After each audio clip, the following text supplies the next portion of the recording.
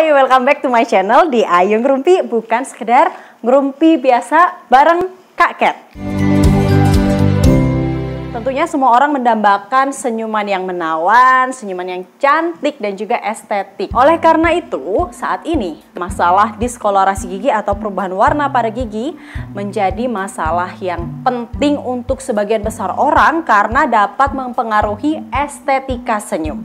Dan di video kali ini kita akan bahas bagaimana cara memutihkan gigi dan meningkatkan estetika senyum. So, jangan di skip videonya, tonton sampai habis. Dan juga jangan lupa untuk subscribe dan juga share sebanyak-banyaknya video-video Kak Cat supaya kita bisa ngerumpi lebih banyak lagi, tentunya rumpian-rumpian yang berfaedah. Sebenarnya apa sih yang menyebabkan perubahan warna pada gigi atau diskolorasi gigi? Secara garis besar atau secara general, terdapat dua jenis perubahan warna pada gigi atau diskolorasi gigi, yaitu diskolorasi secara ekstrinsik dan juga intrinsik. Diskolorasi intrinsik disebabkan karena faktor-faktor yang berasal dari dalam tubuh. Misalkan seperti hemoragik pulpa atau pendarahan pada pulpa, kemudian kelainan inherediter seperti dentinogenesis imperfecta ataupun pewarnaan dari tetrasiklin. Selain itu juga bisa terjadi karena hipoplasia enamel. Dan juga trauma yang dapat menyebabkan resorpsi internal akar. Itu dapat menyebabkan diskolorasi pada gigi. Sedangkan diskolorasi secara ekstrinsik berasal dari luar tubuh kita. Bisa terjadi secara langsung maupun tidak langsung. Diskolorasi ekstrinsik yang dapat terjadi secara langsung, misalkan kita sering mengonsumsi makanan ataupun minuman yang mengandung zat warna, seperti misalkan teh, kopi, ataupun minuman-minuman berwarna lainnya. Dan ternyata secara tidak langsung mouthwash atau obat kumur yang kita gunakan juga bisa menyebabkan diskolorasi ekstrinsik. Misalkan kita setiap hari menggunakan mouthwash 2 kali sehari setelah menggosok gigi. Lama-kelamaan zat yang ada di dalam mouthwash itu bisa mengendap dan menyebabkan perubahan warna pada gigi. Intinya perubahan warna pada gigi itu ada banyak faktor penyebabnya.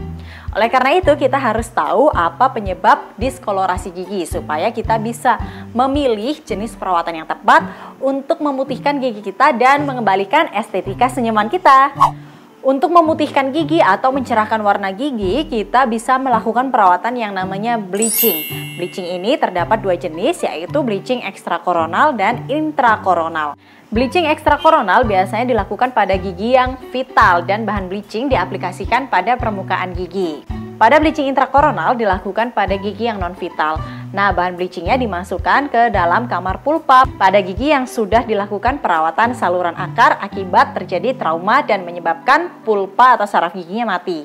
Biasanya sebelum bleaching kita bisa memilih tingkat warna putih dari gigi yang kita inginkan. Apakah mau 1 tingkat di atas warna gigi kita, atau 2 tingkat, atau 3 tingkat, itu tergantung keinginan kalian. Bleaching secara ekstrakoronal dapat dilakukan in office atau at home. In office biasanya dilakukan oleh dokter gigi ketika di klinik gigi. Sedangkan bleaching at home kita bisa melakukannya sendiri di rumah. Tapi sebelumnya kita dibuatkan terlebih dahulu alat sejenis night guard oleh dokter gigi, dan itu custom menyesuaikan dengan kondisi gigi kita. Kemudian kita dapat mengaplikasikan bahan bleaching itu pada night guard, dan kita dapat menggunakan night guard tersebut selama 2 jam atau semalaman ketika tidur.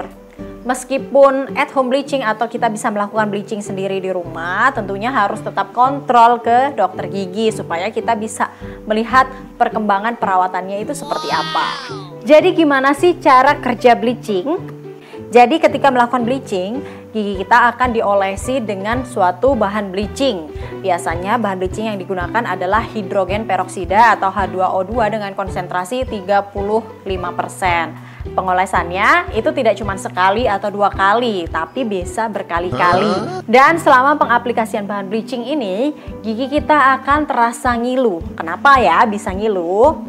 Karena pori-pori gigi itu terbuka atau dilebarkan supaya bahan bleaching bisa masuk dan bisa mendegradasi kromogen yang ada pada gigi kita, sehingga gigi kita bisa berwarna lebih putih. Jadi nggak cuma kulit doang ya yang punya pori-pori, gigi juga punya pori-pori. Semakin ingin cerah warna gigi atau semakin tinggi tingkat putih warna gigi itu, semakin berkali-kali juga pengaplikasian bahan bleaching pada gigi kita, dan proses bleaching sampai selesai ini bisa memakan waktu 20 hingga 30 menit. Ada nggak sih efek samping dari bleaching? Tentunya ada, yaitu gigi terasa ngilu atau mengalami hipersensitivitas karena pori-porinya tadi terbuka. Biasanya sih nggak berlangsung lama ya, antara 1 hingga 2 hari atau 1 minggu tergantung tingkat hipersensitivitas masing-masing orang. Kalau Kak Cat dulu waktu bleaching itu ngilunya hanya berlangsung selama 3 hari, setelah itu udah nggak ngilu lagi. Dan setelah bleaching kita tidak diperbolehkan untuk makan atau minum yang terlalu dingin atau terlalu panas karena gigi itu pori-porinya masih terbuka sehingga bisa menyebabkan rasa ngilu. Selain itu bahan bleaching juga bisa mengiritasi jaringan lunak rongga mulut. Contohnya bisa mengiritasi gusi ataupun lidah ataupun bibir apabila tidak sengaja terkena. Oleh karena itu ketika bleaching biasanya gusi kita akan diisolasi menggunakan bahan pelindung gusi dan kita akan diberikan rubber dam untuk melindungi jaringan-jaringan lunak rongga mulut kita dan memperluas lapang pandang operator untuk bekerja. Oleh karena itu, bleaching wajib dilakukan oleh tenaga profesional. Tidak boleh dilakukan di tempat yang abal-abal. Tempat abal-abal yang gimana sih maksudnya? Ya, kalian cek sendirilah ya postingannya di Instagram Kortugi atau korban tukang gigi. Ups, losan.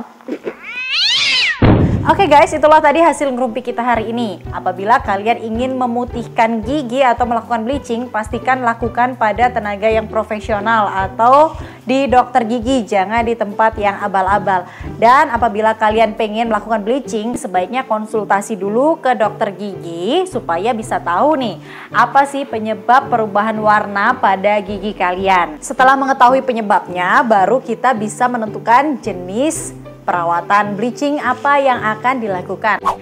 Dan Kak Cat ingetin sekali lagi buat kalian untuk subscribe dan juga share video-video Kak Cat supaya kita bisa ngerumpi lebih banyak lagi dan Kak Cat bisa terus membagikan hasil rumpian-rumpian Kak Cat ke kalian semua. Oke, tetap sehat, tetap semangat. Bye-bye.